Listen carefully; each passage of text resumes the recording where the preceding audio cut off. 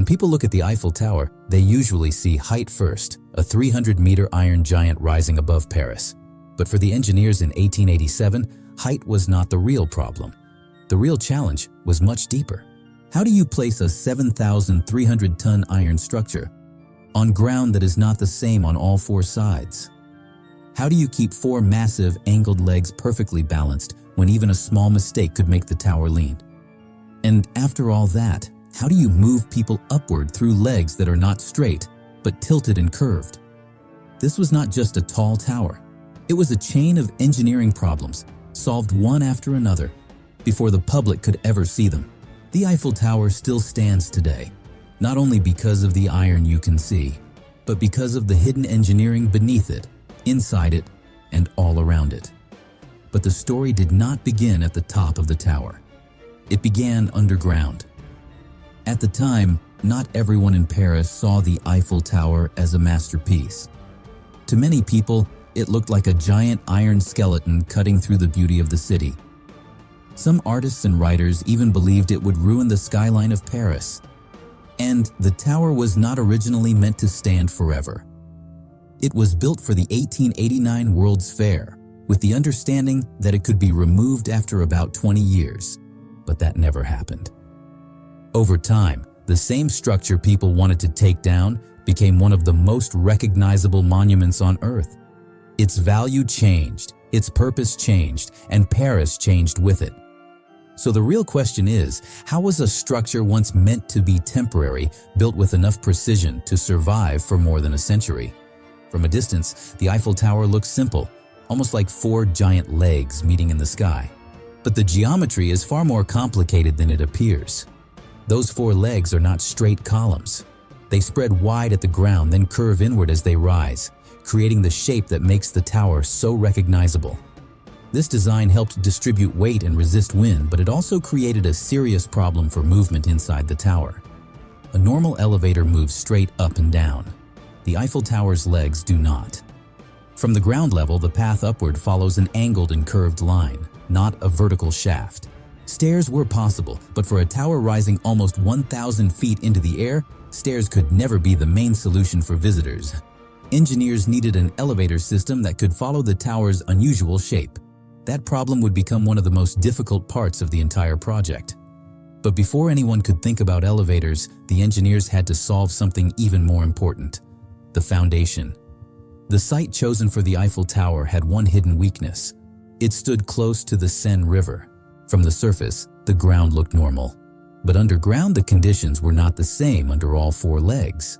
Two sides were closer to the river, where the soil was wet, unstable, and affected by water pressure. The other sides were comparatively dry and easier to work with. For a small building, that difference might be manageable. But for a 7,300-ton iron tower, even a slight imbalance in the foundation could become dangerous. If one leg settled more than the others, the entire structure could begin to lean, and once that happened, correcting it would be almost impossible. So the engineers could not treat all four foundations the same way. Each leg had to be supported with the same strength, even though the ground beneath them was different. They began with the easier part first, the dry side foundations.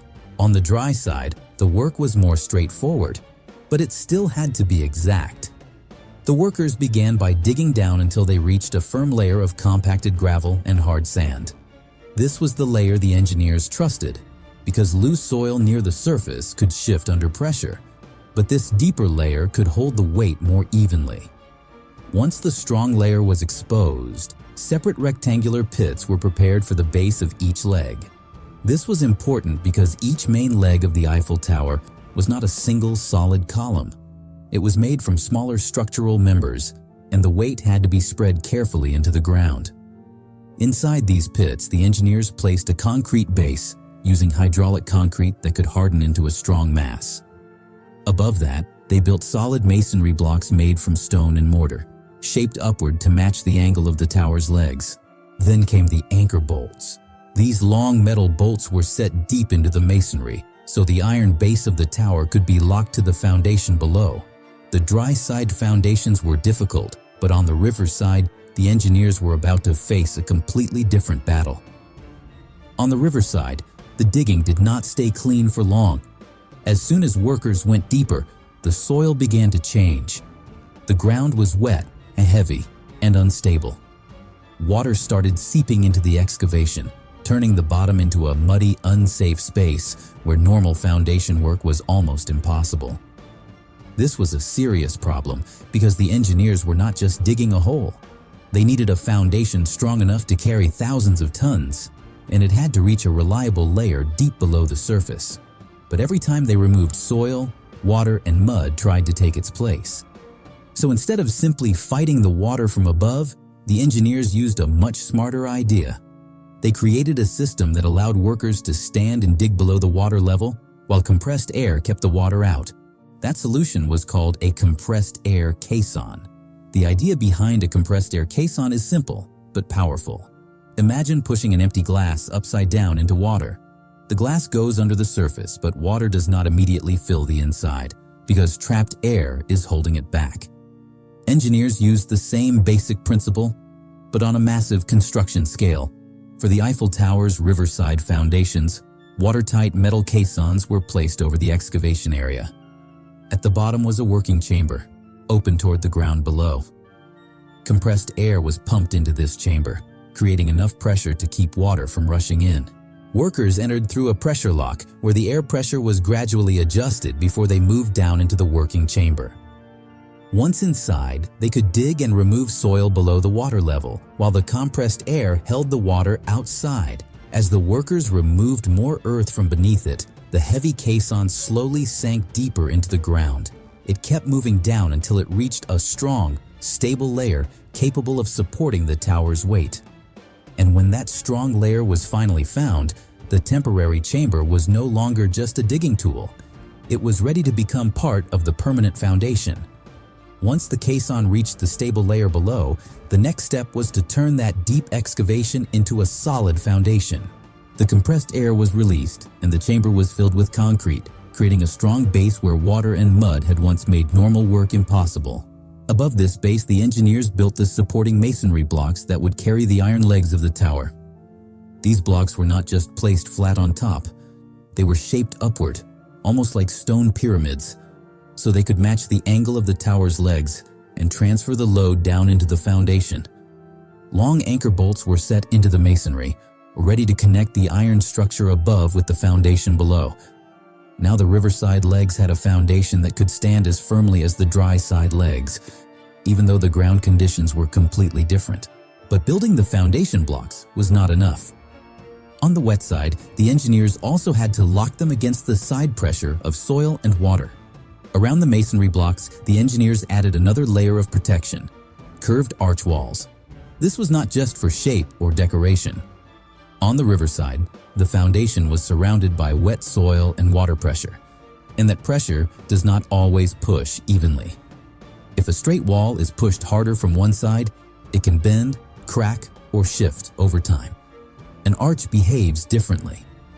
When pressure hits a curved arch, the force does not stay concentrated in one weak point. The curve redirects that pressure downward and outward, sending the load into the stronger parts of the foundation. Instead of resisting the ground like a flat barrier, the arch spreads the force through its shape, so the masonry blocks were not left alone inside wet soil. They were held tightly by these arched walls, which helped resist lateral pressure from the ground and water around them. From above, visitors would never see this part of the tower. But below the surface, this invisible system was helping the entire structure stay balanced. This is how the hidden engineering under the Eiffel Tower was completed. Now the question was, how do you place more than 18,000 metal pieces on top of that foundation and make them meet with perfect precision? This is the part most people never think about. When we look at the Eiffel Tower, we see the iron rising above Paris. But the tower survives because the ground beneath it was solved first. The dry side, the riverside, the caissons, the masonry blocks, and the arch walls all worked together before a single visitor ever looked up at the structure. The foundation was ready. But now the engineers had to assemble a 7,300-ton iron tower on top of it, with almost impossible precision. On top of the masonry blocks, the engineers placed the base shoes. These base shoes were the connection points between the stone foundation below and the iron legs above. In simple terms, they were the bridge between two completely different worlds: heavy masonry underground and a rising iron structure above it. The anchor bolts locked the base shoes into the foundation, but the engineers did something very clever. They did not make the connection completely rigid at first.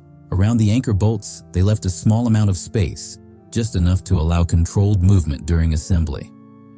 At this stage, that gap may not sound important, but later, when the tower's massive legs had to be aligned at the first platform level, that small space would become critical.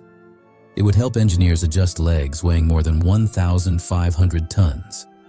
Now the actual tower could begin to rise. But in the 1880s, builders did not have the kind of giant cranes we use today. The Eiffel Tower was not built by shaping iron piece by piece on the site.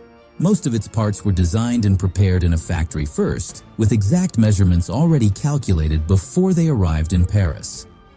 In total, the tower used 18,038 metallic parts, and together they formed a 7,300-ton iron frame. Once the pieces reached the construction site, workers assembled them one by one, almost like a giant mechanical puzzle. But instead of modern welding, the parts were joined with rivets. A rivet is a small metal pin, but the process was intense. The rivets were heated until they were glowing hot. One worker placed the hot rivet through the matching holes in the iron plates, while another worker hammered the other end into shape. As the rivet cooled, it contracted and pulled the metal pieces tightly together. Across the entire tower, around 2.5 million rivets were installed this way.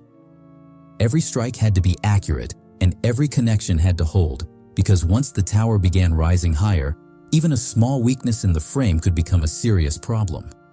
But even if thousands of parts were made perfectly, there was another challenge waiting above. When the four giant legs reached the first floor, even a tiny alignment error could turn into disaster. As the four legs climbed higher, the tower reached one of its most dangerous moments. The first platform level, about 57 meters above the ground. This was the point where all four legs had to meet the massive horizontal girders with extreme precision. If one leg was even slightly too high, too low, or a little out of position, the platform would not fit correctly. And once the structure was locked in place, fixing that mistake would be almost impossible. The problem was simple to understand, but incredibly hard to solve. Each leg weighed more than 1,500 tons. No team of workers could simply push it into position. This is where the small gaps around the anchor bolts became important. Because the base connection had a little room for controlled movement, engineers could adjust the legs instead of forcing the entire structure to match an imperfect position.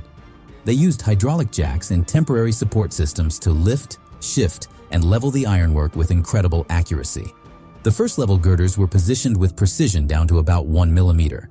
For a structure this large, that level of control was extraordinary. And when the four legs finally locked into the same level, the tower began to reveal its real shape for the first time. After the first platform was aligned, the structure became more stable. Temporary wooden scaffolding supported parts of the work as the iron pieces were lifted and connected. Between the legs, engineers added cross-bracing and horizontal tie frames, creating a stronger network that could spread loads and reduce movement. This was important because the tower was not a solid wall. It was an open iron structure, so every diagonal brace helped the legs work together instead of behaving like four separate towers. Then came the large decorative arches between the legs. They made the lower part of the tower look more elegant, but they also changed how people experienced the structure from the ground. Without them, the base would have looked much more mechanical and unfinished. With them, the tower gained the visual identity we recognize today. But the first floor was only the beginning. The tower was still less than halfway to its final height. From the first floor, construction continued upward toward the second platform. The four legs still worked as separate structural paths, but as the tower climbed higher, the forces acting on it began to change. At lower levels, weight was the main concern. Higher up, wind became the bigger enemy. A tall, flat structure would catch the wind like a giant wall, The Eiffel Tower was designed differently. Its open iron frame allows air to pass through, and its curved shape helps guide wind forces down through the structure instead of letting them push hard against one weak point. This is why the tower does not look like a simple straight pyramid. Its shape was carefully calculated so the iron could resist wind without becoming unnecessarily heavy. By the time the construction moved above the second floor, the separate legs began to merge into a more central structure. This reduced twisting and helped the tower stay stable as it reached the summit. When it was completed in 1889, the tower stood about 1,024 feet tall, without antennas. Today, with radio and television antennas at the top, its official height is about 1,083 feet. The tower was standing, but one major problem was still left.